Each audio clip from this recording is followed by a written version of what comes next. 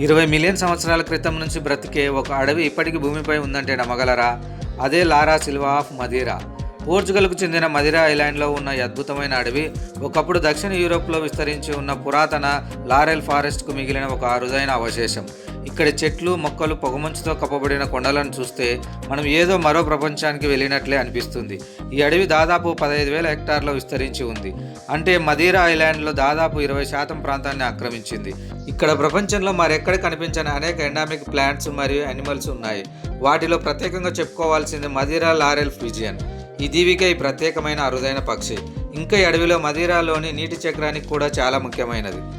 మేఘాలు, పొగమంచు నుంచి తేమను గ్రహించి దీవిలోని నీటి వనరులను నిలబెట్టడంలో సహాయపడుతుంది. అయితే ఈ అడవిలో ఫానల్ ఫారెస్ట్ గురించి తెలుసా? పురాతన చెట్లు, దట్టమైన పొగమంచును కలిసిన ఫానల్ను నిజంగా ఒక ఫ్యాంటసీ వరల్డ్లా కనిపించేలా చేస్తాయి.